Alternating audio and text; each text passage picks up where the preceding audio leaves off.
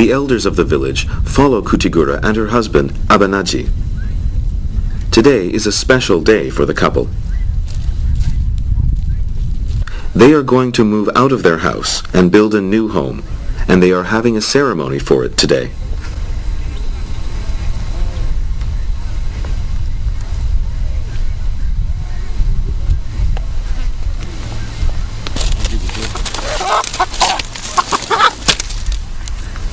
The husband, Abanaji, takes out 2 chickens and gives them to the chief of Terra, who is in charge of the village.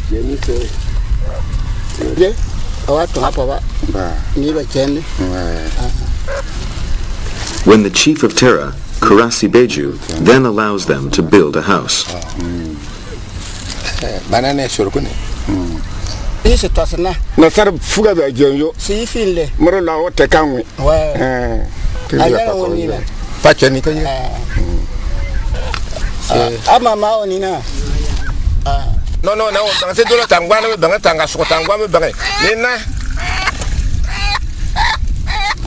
Next, they scatter the blood of the chicken on the ground and pray to the gods of heaven and earth for health and prosperity.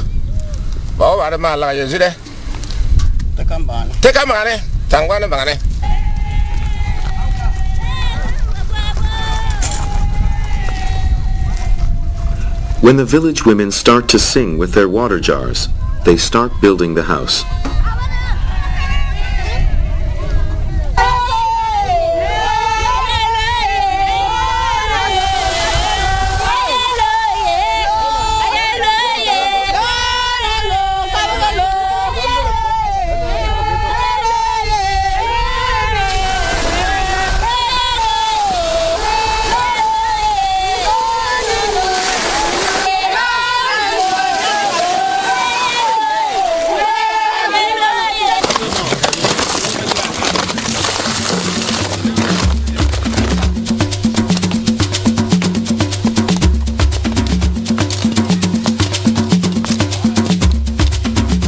Everyone pours water onto the sand.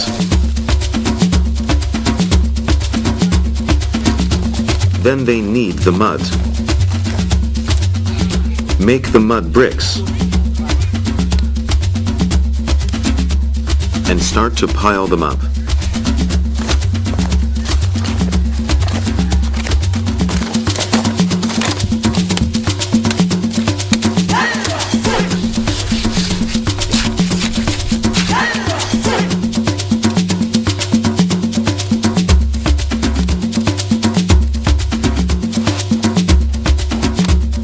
The entire process requires mud, water, and the labor of everyone in the village.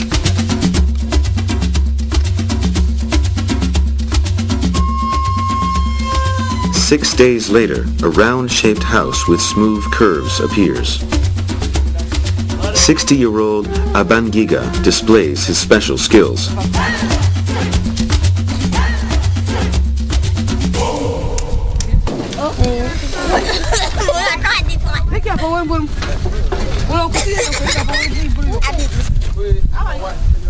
He begins to knead mud and straw to make a karnari, which is used for storing peanuts and corn. The elderly of this village also work to build the houses. They own the land together, and that's why they all participate in building the house.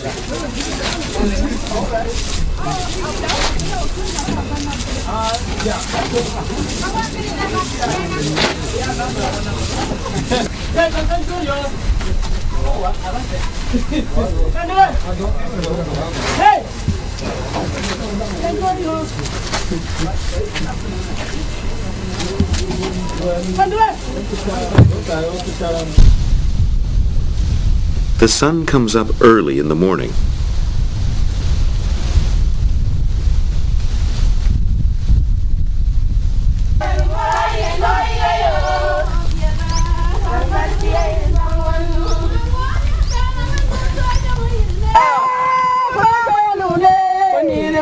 And the building starts to look like a house. Now the women get busy.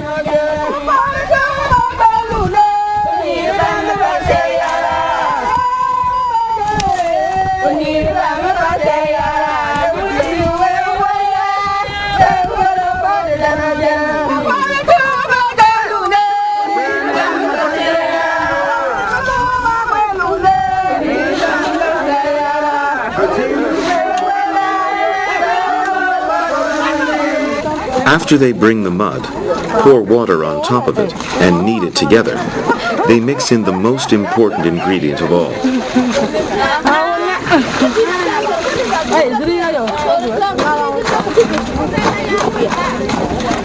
This ingredient is cow dung.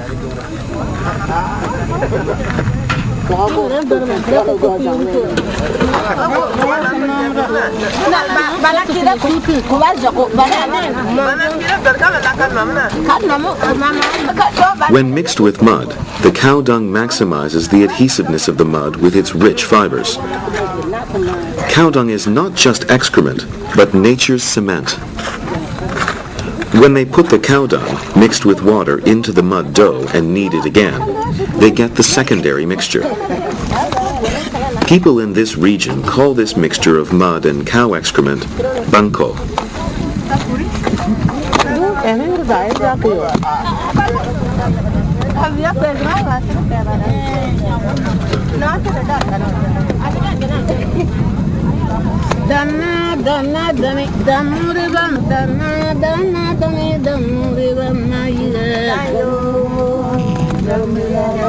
The only tool used to finish the wall is the hands of women.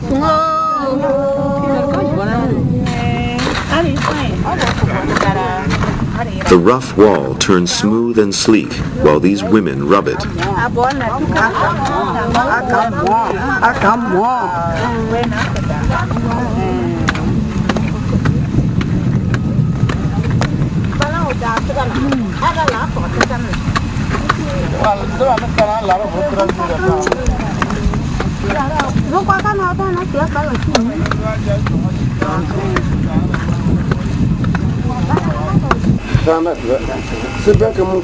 Weuba and Akiaga are doing something else. They carve animals that the villagers worship into the wall.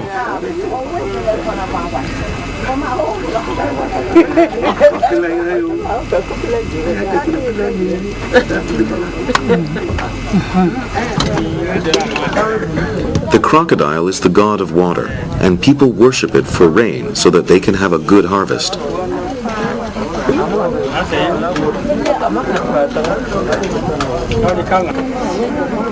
They carve a boa snake into the walls of the guest room.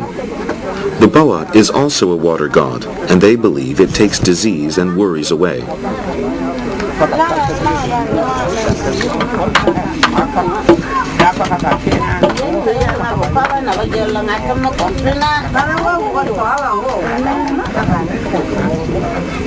After they finish the house, the women work on the chicken coop.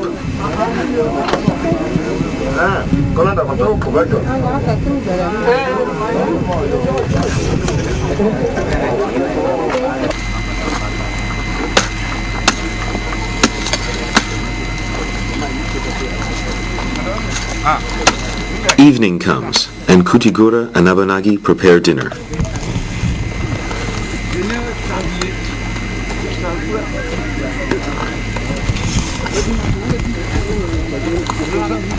The couple builds a hut like this and lives here until the house is completed for them.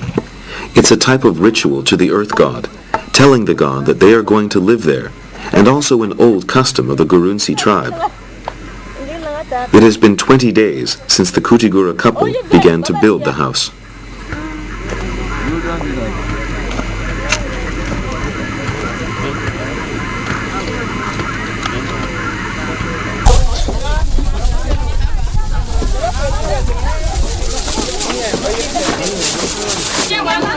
The next morning, Abanagi, the new owner of the house, is busy putting a roof on top of the barn.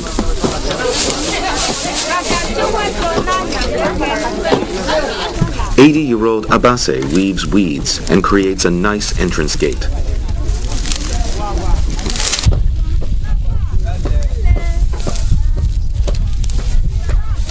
Abangiga is almost finished with his carnari after 20 days of mixing the mud and straw, kneading the dough, and drying it.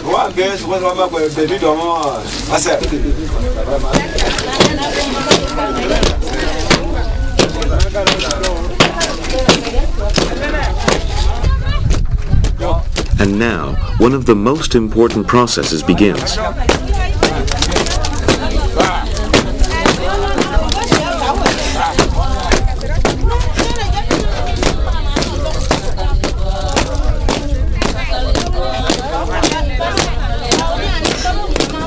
The village women begin to beat the ground with a club called simpare after they sprinkle the mixture of cow dung and water.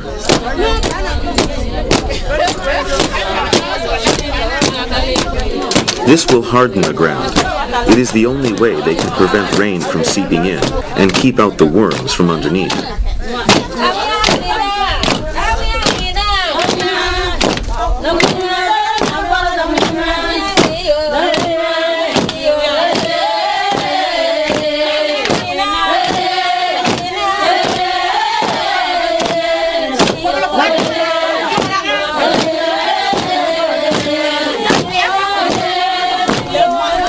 The women have adapted to the rough conditions of Africa.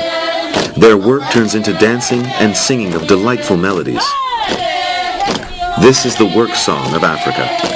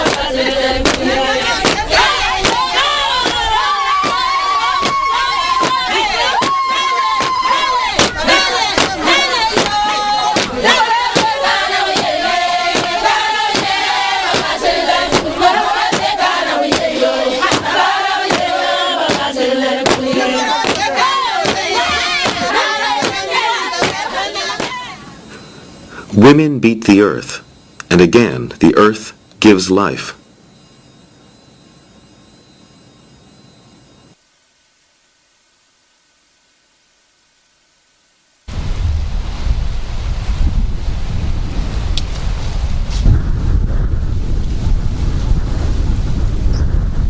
Dawa dawa is a perennial tree easily found in West Africa.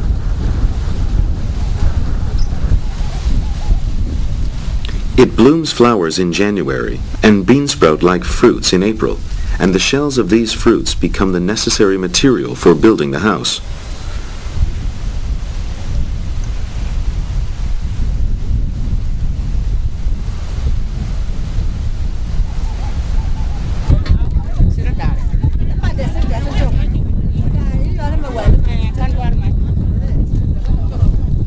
When boiled, a thick brownish liquid comes out of the dawa dawa fruit shell.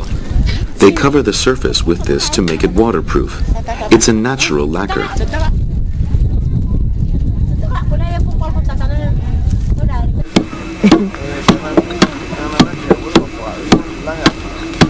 On one side, women begin to pound with excellent skill. They call this black soil kandua jun, and it becomes a natural pigment when mixed with water. The smooth and whitish stone called panduyad pun is a natural wax.